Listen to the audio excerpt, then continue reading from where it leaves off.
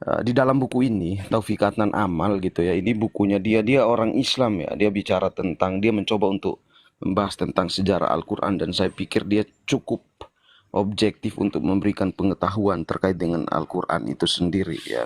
Itu Nah, itu kalau nggak salah kata pengantarnya Pak Quraisy Shihab ya di situ ya. betul, Kata betul, pengantar betul, Pak betul, Quraisy Shihab. Iya dah. betul, betul, Nah, iya betul, betul yang uh, kata pengantarnya nih Quraisy Shihab. Dokter Quraisy Iya, Shihab, betul dokter. ya. Nah, jadi gini Jadi artinya teman-teman, bisa ketika dipercaya saya itu. baca buku ini, iya, jadi tadi sempat ada yang bilang bahwa ah, kitab, oke, kitab suci kita itu buatan Paulus. Terus saya kemudian mengatakan bahwa untuk konteks Quran, Quran itu buatannya si Usman tuh. Nah, saya bilang gitu. Nah, saya mempertanggungjawabkan klaim saya itu berdasarkan bukunya Taufikatan Amal nih, orang Islam ya. Jadi di dalam bukunya dia mencoba untuk membahas dalam bab 5 itu membahas tentang beberapa mushaf pra Utsmani itu ya. Jadi Quran yang teman-teman Islam pegang itu adalah Quran yang mushaf Utsmani ya teman-teman ya. Nah, saya juga ada Al-Qur'annya. Jadi yang standar Departemen Agama RI itu yang mushaf Utsmani itu. Nah, saya punya juga tuh Al-Qur'annya di meja sebelah. Nah, ternyata untuk proses sampai ke mushaf Utsmani yang teman-teman Islam pegang itu ada yang namanya mushaf-mushaf pra-Utsmani tuh ya. Nah, kita lihat dulu nih teman-teman nih. Biar teman-teman Islam juga belajar nih, karena saya tahu yang sedang melihat kita nih awam-awam yang belum sanggup untuk beli buku karena uangnya dipakai buat main judi sama mabok. Ya, yang apalagi tadi sorry itu kalimat-kalimat candaan aja. Nah, musaf-musaf pra-Utsmani itu banyak teman-teman. Ya, jadi sebelum teman-teman Islam harus tahu juga bahwa Quran kalian sebelum jadi seperti sekarang ini, dari sini nih musaf-musaf ini. Nah, musaf itu apa? Musaf itu naskah. Nah, ya biar biar paham kan. Musaf itu naskah. Jadi sebelum jadi seperti yang kalian pegang ini, ada yang namanya naskah-naskah pra-Utsmani tuh.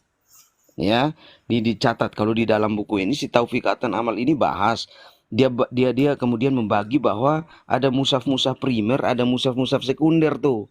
Musaf-musaf primer itu ada 15. Ya, musaf-musaf sekunder itu kira-kira lah 13 tuh. Nah, sebelum Quran kalian jadi dari musaf-musaf ini nih. Nah, ada fakta yang menarik teman-teman ya, bahwa musaf-musaf itu ya yang dari primer itu ada 4 sahabat itu. Kalau bab Pak host Pak Christian bisa lihat di Ya. halaman 176 itu ada 4 sahabat yang kemudian eh, Nabi memerintahkan untuk kemudian 4 sahabat ini yang kemudian menuliskan secara keseluruhan terkait dengan musaf-musaf ini. Ada Ubay, ada si Ubay, ada si Mas'ud, ada si Al-Asy'ari, sama si Aswad nih, Ibnu Aswad. Nah, ini dari situlah Quran itu kemudian dituliskan gitu ya. Karena di sini dikatakan bahwa asal muasal pengaruh tentunya penurunan dari individu yang bernama Musaf itu terkenal. Keempat sahabat Nabi yang dimaksudkan di sini ada ini nih. Ya, ini pengetahuan umum yang teman-teman Islam harus tahu nih. Nah, saya temukan Pak Host dan juga teman-teman bahwa ternyata Musaf Ubay ini, ya, musafnya si Ubay ibnu Ka'ab ini, yang kemudian diperintahkan oleh Nabi supaya umat Islam mempelajari Quran darinya, mushafnya Ubay ini. Ternyata ketika ada standarisasi oleh Utsman, mushafnya ini dimusnahkan nih. Lihat tuh di halaman 178 tuh Pak, nanti Bapak juga bisa lihat. Ya. Jadi dimusnahkan. Nah, sampai di sini makanya kemudian tadi saya bilang tuh, Quran itu buatan Utsman tuh. Karena apa? Musaf-musaf yang awalnya yang kemudian Nabi memerintahkan untuk teman-teman Islam belajar dari musaf-musaf itu, ternyata si Utsman memusnahkan itu. Jadi kalau kemudian kita bertanya mana yang asli, ya yang asli sudah dimusnahkan sama si Utsman. Kalau kita lihat di bab selanjutnya tuh ya ada terkait dengan musaf Utsman gitu ya. yang kemudian sudah menjadi standarisasi yang digunakan.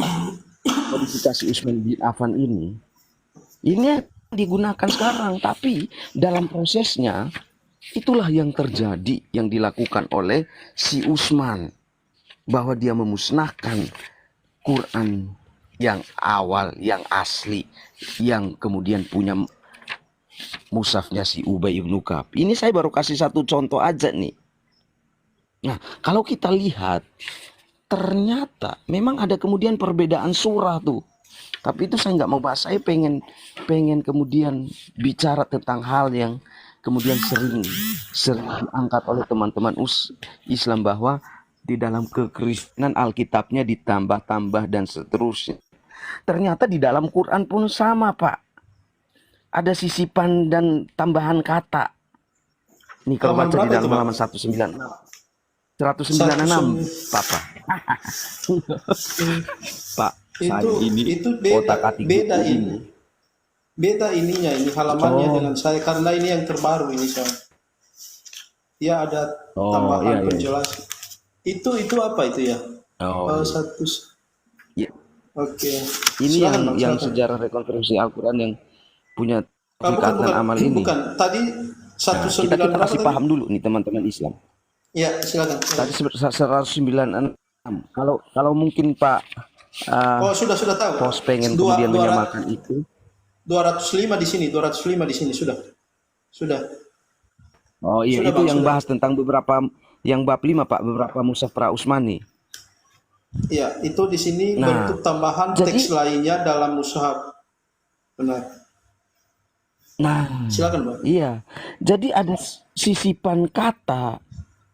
Ada juga bukan hanya sisipan kata, tetapi ada tambahan teks lainnya. Satu kalimat, Pak.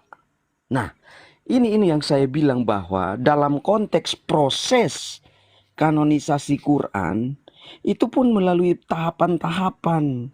Makanya kalau kita baca bukunya Mu'nim Siri itu, dia bilang Quran itu baru ada selesai itu finalnya itu 1924 sama 1936. Saya ambil bukunya ya, biar kemudian tidak hanya menjadi fitnah ya Pak ya. Ntar. Silakan, Bang. Teruskan. Oke. Jadi mungkin disclaimer dulu ya teman-teman Islam yang sedang mendengarkan, bahwa ketika saya bicara tentang Islam, saya gunakan buku-buku teologi Islam. Ini yang tadi punya si Taufik Adnan Amal. Saya disclaimer dulu ya Pak host ya, jadi biar tidak kemudian Ya, jadi silakan. fitnah gitu ya. Silakan. Ini rekonstruksi sejarah Al-Quran punya Taufik Adnan Amal. Ini polemik kitab suci punya Mu'nim Siri. Ya boleh screenshot juga teman-teman yang mau baca, beli dan baca. Ya nanti saya bahas kenapa kemudian misalnya dalam konteks Islam ada salah pengertian tentang Tritunggal tuh. Mu'nim Siri mengatakan bahwa Al-Quran itu salah mendeskripsikan tentang Tritunggal tuh. Nah ini Mu'nim Siri juga kemunculan Islam dalam keserjaan revisionis. Atau misalnya bukunya Muhammad Kalafula tentang Al-Quran bukan kitab sejarah. Ya. Jadi gini teman-teman. Nah ini yang Al-Quran yang saya punya juga ya. Yang tadi saya bilang, yang teman-teman pegang itu yang Ras Utsmani. Standar Kemenak nih. Ya, ini yang saya punya juga nih. Yang Ras Utsmani. Makanya kemudian ketika tadi saya mengklaim bahwa Ras Utsmani itu adalah buatannya si Utsman, ya karena ada data-data pendukung tuh. Yang tadi misalnya ada sisipan kata, ada tambahan-tambahan kalimat. Anda tidak bisa kemudian mengelak dari itu, karena ini saya tidak pernah menemukan ada buku yang membantah bukunya Taufik Adnan Amal nih. Tidak ada. Karena memang dia menyampaikan fakta gitu. Tadi yang saya katakan bahwa ada sisipan kelompok kata, ya, ada tambahan kalimat, itu di dalam konteks Quran ada. Sehingga kalau kemudian kita baca di dalam bukunya si Mu'nim Siri, dia mengatakan bahwa Quran itu baru final kanonisasinya itu 1924 tuh. Nah, menariknya adalah bahwa inilah Islam ya. Menariknya adalah bahwa setelah final kanon itu, Pak, itu yang tidak dipakai itu dibuang ke Sungai Nil tuh. Nah, bagaimana kemudian kita bisa mencari tahu udah dibuang ke Sungai Nil tuh? Nah, itu. Jadi secara garis besar aja gitu ya, bahwa teman-teman Islam juga harus sadar bahwa dalam konteks kanonisasi kitab suci kalian itu nggak langsung gedebuk dari langit tuh. Ada satu buku yang kemudian saya juga bisa ambil untuk baca, punya Profesor siapa lagi yang bicara tentang proses penulisan Quran itu ada 2. Al-Asani, Kak. di Profesor Mandida. Al-Ghazali. Iya, iya. Ah, betul tuh. Ada Ini buku ini. dua. Oh iya Pak, saya ada juga tuh. Baca di Iya, The halaman History. tentang, iya. Halaman berapa? Bapak coba Halaman buka berapa? di halaman topik tentang proses pewahyuan tuh. Oh, Iya. Nah, saya mau bilang untuk teman-teman Islam, kalian harus terbuka untuk kemudian belajar secara apa namanya ya, beli buku dan bacalah supaya kalian tidak hanya kemudian baru baca Alkitab doang udah serang kekristenan. Tak taunya dalam konteks Islam pun bermasalah nih. Misalnya ya, nih yang tadi saya ngoceh di awal terkait dengan narasi-narasi biblikal ya Bang ya. Saya coba bukakan dulu nih. Jadi biar kita tidak dikatakan asal ngomong gitu ya. Untuk kemudian kita mempertanyakan ke Islam, imannya teman-teman yang Islam ini. Kenapa kemudian saya katakan bahwa Islam itu butuh iman yang lebih? Karena memang sulit untuk kemudian bicara tentang kitab suci. Teman-teman yang Islam yang awam mungkin berpikir udah kitab suci kami sudah jadi tinggal saya pelajari gitu ya. Oh enggak. Nih, yang tadi saya bilang narasi-narasi biblikal nih. Nih. Wah, handphone saya tar ya. Udah terang belum? Ah, ini. iya. Narasi-narasi biblikal, maksudnya narasi biblikal itu teman-teman maksudnya cerita-cerita Alkitab tuh yang muncul di dalam Al-Qur'an. Nah, Munim Siri Buku apa itu, Pak? bicara. Oh, yang Buku apa ini, itu, Pak? Pak. Yang ini, Kemunculan itu. kemunculan Islam Oh, dalam saya, kesarjanaan revisionis. oke, sebentar saya, oke, sudah Pak, silakan. Ya. Jadi gini nih, Munim Siri jujur bicara nih bahwa misalnya nih cerita-cerita dari Alkitab nih. Ada kisah Adam, kisah Ibrahim, kisah Musa, Nuh, Lut, Maryam sampai Yesus. Nah, Al-Quran merujuk kepada apa? Alkitab. Makanya tadi saya tanya bahwa bisa nggak teman-teman ini Islam ini menjelaskan tentang kenapa narasi-narasi Alkitab digunakan di dalam Quran dengan ada adegan-adegan yang terputus, tidak diceritakan secara menyeluruh gitu. Nih, dia bicara di sini di halaman 155 nih. Quran itu menghilangkan beberapa aspek tuh dan mengembangkan aspek lain tuh. Nah, aspek-aspek yang dihilangkan oleh Allah Subhanahu wa taala ketika menggunakan narasi-narasi Alkitab itu apa tujuannya? Makanya tadi saya bilang kalian itu butuh iman yang lebih untuk bicara tentang kitab suci. Karena selesai kalian. Sang sumber Allah Subhanahu wa taala itu menggunakan narasi-narasi Alkitab, tapi motong tuh. Makanya jangan selalu mengklaim bahwa kitab sucimu sempurna. Bukan sempurna tetapi dipotong-potong dulu tuh. Ha.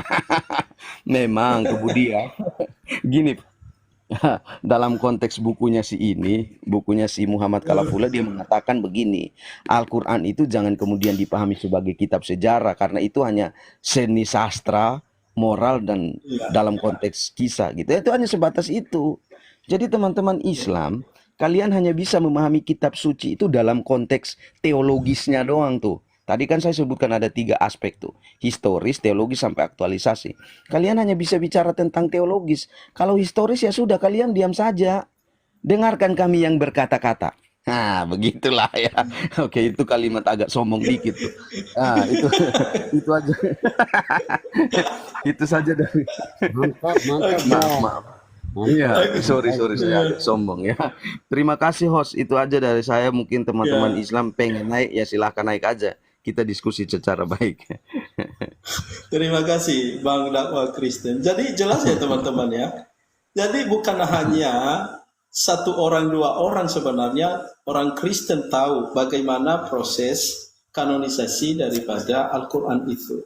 Cuman kita itu ketika kita berdiskusi, orang Kristen itu selalu menunjukkan data. Dan malasnya kita ketika berdiskusi dengan orang Islam, ditanya A, jawabnya B, bahkan bisa jadi F jawabannya, sehingga nggak nyambung. Jadi apa yang selama ini sebenarnya orang Islam yang polemikus dalam tanda kutip, yang selalu menggunakan kata-kata seperti tadi disisipkan, seperti ditambahkan, ada dalam Al-Quran itu juga. Cuman kita ini ketika kita berdiskusi dengan mereka itu, paham nggak mereka apa yang mereka sedang sampaikan itu? Jangan-jangan mereka ini hanya melihat literatur orang Kristen, tapi nggak melihat literaturnya. Bang Dakwa itu tadi sudah jelas sekali dan saya luar biasa penjelasannya. Dan kalau ada orang yang intelektualnya agak sedikit baik, maka dia berpikir 2 kali atau 10 kali lagi terkait dengan kitab suci orang Kristen. Karena kenapa? Jelas terang-terangan disampaikan oleh Bang Dakwa tadi dan ada datanya. Dan saya punya teman-teman, kalau ada ini yang saya senang, kalau di bawah data itu saya punya juga datanya. Jadi bisa diverifikasi, ada. Ini tadi yang disampaikan oleh beliau yang satu. Ini ada juga. Tadi Al-Quran bukan kitab sejarah itu saya punya. Saya punya nanti ada 2 tadi yang saya tunjukkan buku lagi oleh Pak Dakwa. Pasti dalam minggu ini saya beli itu.